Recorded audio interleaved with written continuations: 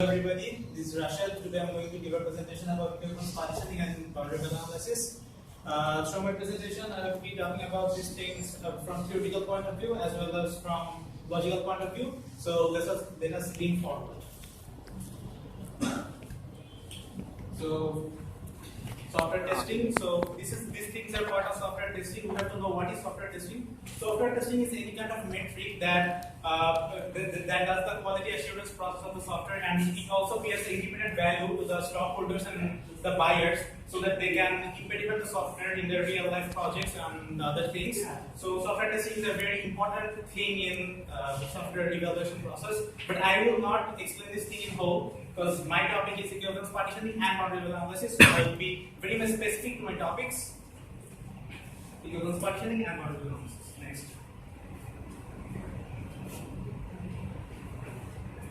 Okay, what is equivalence partitioning? You have to know that equivalence partitioning is a process which divides a set of test conditions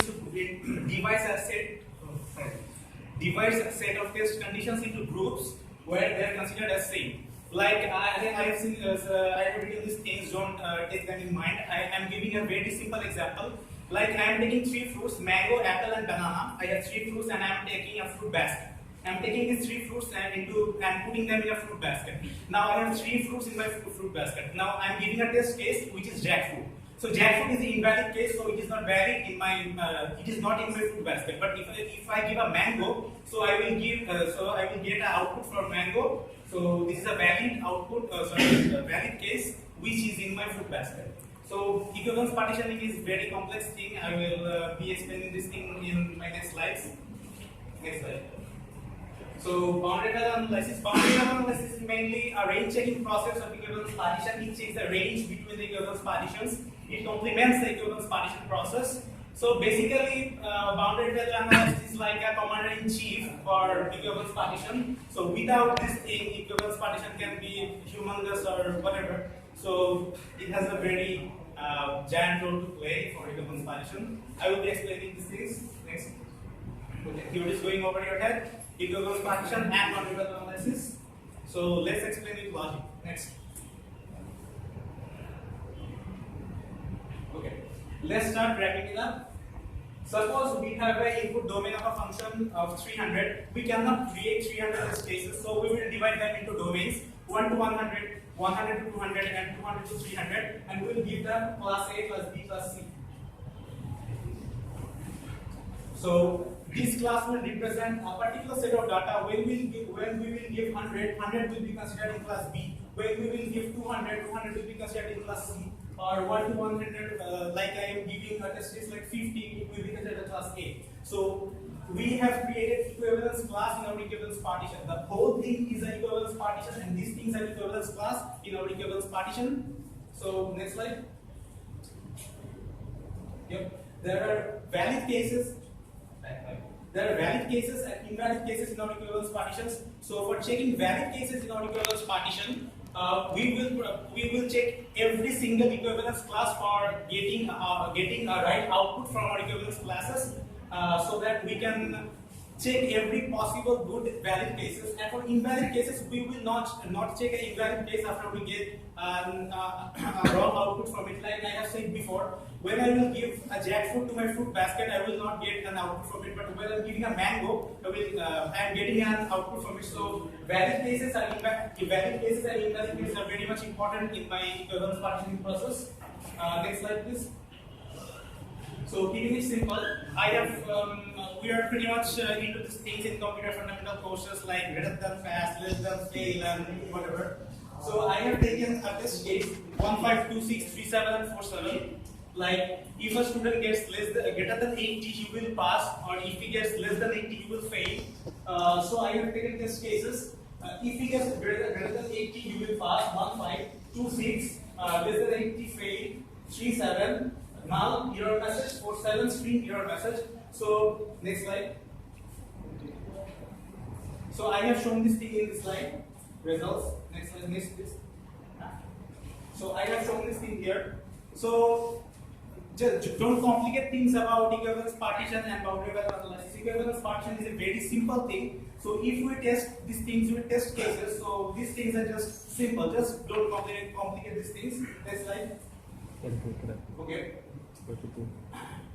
Next slide. Okay. In boundary value analysis, there are three kinds of possible things can happen. At the minimum, above the minimum, or at the minimum, just above the minimum, just below the minimum, or at the exact point or the maximum point. So in boundary value analysis, boundary value complements equivalence partition, like it provokes equivalence partition from going to a minus value. Like when I'm calculating year or month, it provokes it to go to the minus value, so it can count the right values from out of it. So I'm giving another example. I have already said my fruit basket concept. Now I will give my another concept, fruit juice concept. Like I have a juice making machine. Okay, I have a juice making machine which can make juice out of I have a juice making machine which can make juice out of fruits, vegetables, and vegetables and fish, I guess. Okay. So the juice maker machine is a very stupid thing. It doesn't know how to evaluate things. It just makes juice out of anything. So I want a particular thing, a fruit juice out of it. So I will make a sensor and put into the juice maker machine. So it will sense fruits and make juice out of it. So here my machine is the equivalence partition process, and the sensor is my boundary value analysis. So even if you forget these things from theoretical area and blah blah blah whatever, never forget the fruit juice and fruit basket concept, and you will never forget equivalence partition and boundary value analysis. Please next slide. Okay. Next slide. Okay, I have shown here a real-time example of boundary value analysis. 1 less than day less than 31, 4 less than month less than 12, 1 less than year less than 2012. So in this year, can I get your yeah.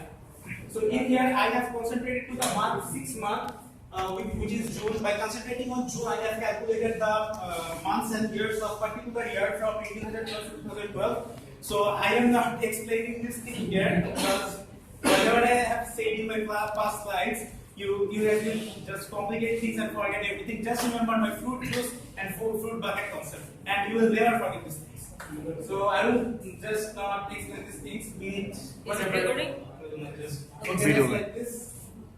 Okay. So so that was it. Hope it was good. And before I finish, I'd like just like to say, even if you forget these things from theoretical point of view, I'm very much sure and pretty much sure my fruit juice and fruit basket will be creating a raster image inside your empty vessels of your mind when you will be presenting before your audience, and I hope that you will never forget it. So do you have any questions about my presentation?